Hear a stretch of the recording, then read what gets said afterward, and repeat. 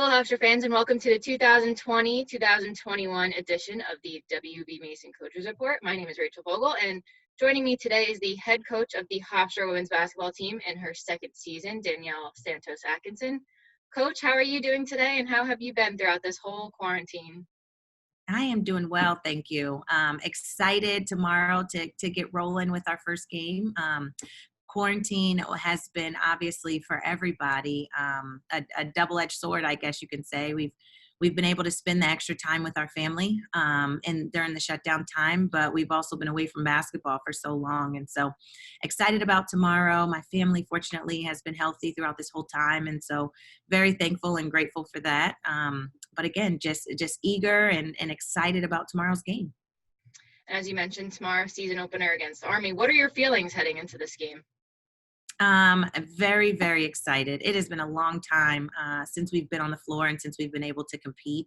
And so I'm really looking forward to seeing our team. We've got a new team this year, and we look completely different. And it's going to be very exciting to watch. It's going to be fun to see, and really looking forward to them being able to put all of the hard work that they've put in during the shutdown, in the preseason, in our practices, to be able to put that into play versus another opponent outside of ourselves. So we're really looking forward to seeing that. So you mentioned you kind of have a different look of the team this year. Describe the culture of your program this year and how your mentality and the changes you may have put in place from last season.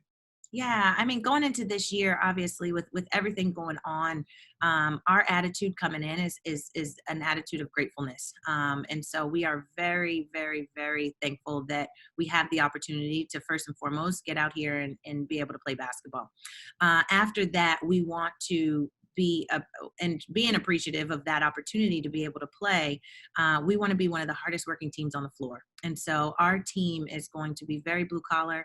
Our team's going to get after it every single day, every single game, and work and play as hard as we can. We're going to be very scrappy. We're a lot more athletic this year than we were last year. So we are looking to push and run and go and transition offensively and defensively. Obviously, we're looking to be a lot more aggressive on the defensive end of the floor. And so, again, just really looking forward to being able to see them all come out and compete versus somebody else. In practice, you go against each other so much that when you get the opportunity to play against another opponent, it's a different feeling. Absolutely. So regarding practice, what improvements have you seen both from last year to this year and then the beginning of this season to today? One of the things that we had to get better at as a team is we had to get better and being competitive every single day. Not just waiting for the games in order to compete, but also competing every single day in practice. And I think that is an area of improvement in practice where we've gotten better every single day, every single rep, every single drill. We're competing. There's a chip on our shoulder, and we've got a different hunger coming into this year and what we want to see out of this season. And the team has definitely shown that in practice every day. So let's talk a little bit about the team. Obviously, you have a couple key returners and Jalen Hines, who is named to the CAA preseason team, as well as Jacayla Brown. But really highlighting this team this year is 4 transfers who are all able to play this season in Rosie Nicholson, Jada Peacock, Jashani Knight, and Jayla Henry. How has it been bringing transfers from several different institutions, as well as your program from last year? How has it been coordinating them into one cohesive unit? It's been great. They've come in. It's been really a seamless transition. The returners have done a great job of bringing in all of our newcomers, including our freshmen. And the newcomers have all come in and embraced what it is that we do here at Hofstra, and also brought in their different ideas. They've brought in a different view and a different perspective coming from different institutions. And so putting all that together has definitely reshaped our team. And what it looks like. I love bringing in transfers. Like I said, transfers bring a different perspective.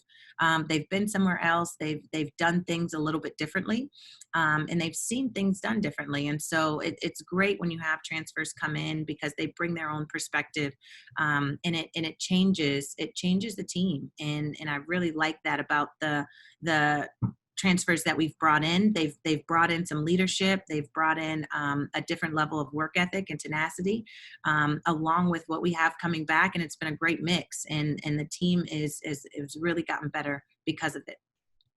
And I mentioned Jayla Henry and Jashani Knight, two transfers who you recruited at Pitt.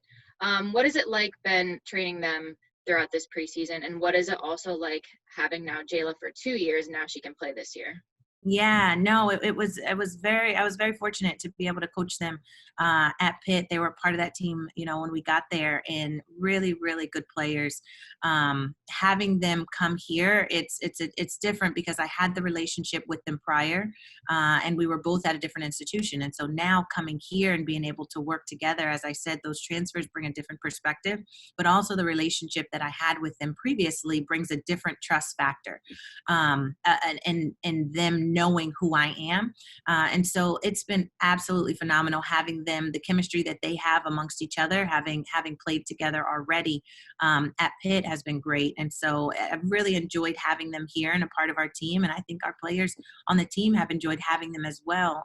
Great leaders, great work ethic, and then obviously great players as well. And then let's talk a little bit about Jalen Hines, your All-CAA preseason pick. Jalen had an absolute incredible season for what it was last year.